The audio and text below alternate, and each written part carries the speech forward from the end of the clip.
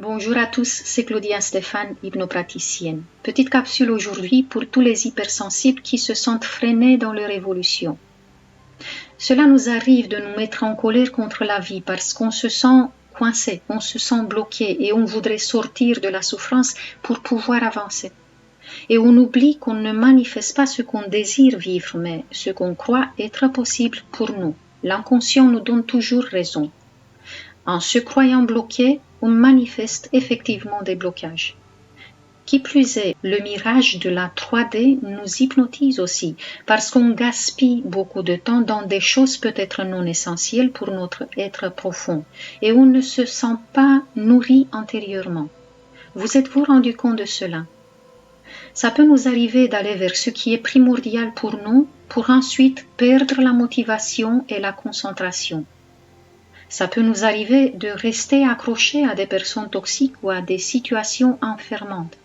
Et on peut laisser passer des années de notre vie parce qu'on a du mal à lâcher prise sur ce qui ne nous apporte rien de bon. On a tout simplement du mal à mettre fin à ce qui nous prend notre énergie. Pourtant, on voudrait bien voir les choses changer.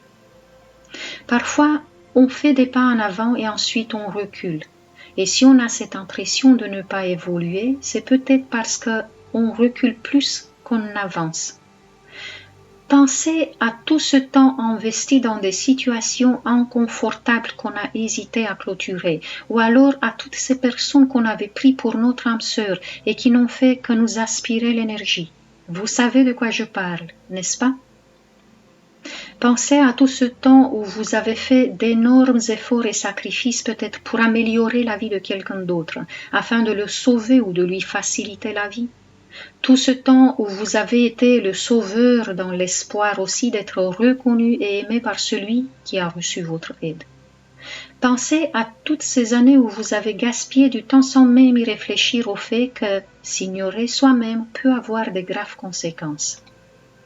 En fait, quelles sont là où les situations et personnes que vous continuez à tolérer dans votre vie et qui vous affaiblissent? Et depuis quand ça dure? Prenez un instant pour y réfléchir. Il s'avère que lorsqu'on fait passer une situation ou une relation terre-à-terre avant notre âme, on expérimente la souffrance.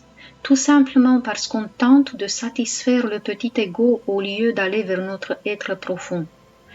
La nature de notre être est toujours de nous ramener vers la découverte de soi, vers l'être entier que l'on est, vers l'équilibre qui est en nous. Lorsqu'on va vers des états de conscience plus élevés, on a justement la bonne énergie pour attirer à nous des relations et des situations plus douces et plus harmonieuses. C'est la voie pour nous apaiser et pour nous alléger. On parle beaucoup dans le développement personnel et dans la spiritualité aussi du retour à soi, de la nécessité de se faire passer en premier, mais il est important, il est capital même de le souligner. Il s'agit de passer son être profond et ses besoins en premier, et non pas notre petit ego pour qui conquérir le cœur d'un pervers narcissique peut paraître la mission de notre vie. Inutile de le préciser, si on a tellement fait des efforts pour des personnes toxiques, c'est justement parce que notre ego nous a soufflé que c'était notre âme sœur ou notre flamme jumelle. Ce qui apporte des changements dans notre vie est le fait d'écouter la petite voix de notre être profond qui sait ce qui est véritablement bon pour nous. Et là, ça nous paraîtra plus simple de stopper ce qui nous enferme et nous limite. Exister uniquement pour les autres revient à s'autoflageller. Et il est temps peut-être de se choisir enfin. Ne croyez-vous pas? C'est peut-être le moment pour tous ceux qui ont pris des séances sur ma boutique en ligne de prendre le temps de les réécouter. Cela afin d'enlever les dernières couches et empreintes de ce qui a été vécu dans la souffrance pour pouvoir aller enfin vers la liberté. Merci de m'avoir écouté. À très bientôt.